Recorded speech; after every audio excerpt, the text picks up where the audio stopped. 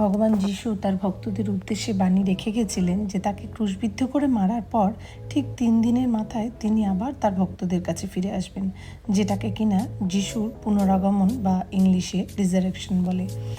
এই যিশুর রিজারেকশন উপলক্ষেই বিদেশে ইস্টার পালন করা হয়।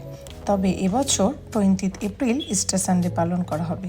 আর সেই উপলক্ষে সমস্ত দোকানপাটগুলিতে প্রায় ভ্যালেন্টাইন্স ডে দিন পর থেকেই এখানে সেজে উঠেছে ছোট ছোট ডিমের আকারে বানি। এই যে দেখতে পাচ্ছেন আমার পাগলি মেয়েটা একটা বানি হেয়ার ব্যান্ড পরে ঘুরছে এদিক ওদিক। দেখুন ছোট ছোট বানি বা খরগোশ আর ডিম কি সুন্দরভাবে সেজে উঠেছে। এগুলো এতটাই নজর কাড়া, দেখলে মনে হয় কোনটা ছেড়ে কোনটা কিনি, কিন্তু তা তো সম্ভব নয় কোনোভাবে। তবে 2-1টা শোপিস আমিও কিনেছি। দোকানে সবাই আসছে, সবাই দেখছে, আর সবাই মোটামুটি 1-2 করে কিনছে। তাই ভাবলাম এগুলো আপনাদের সঙ্গেও একটু শেয়ার করি।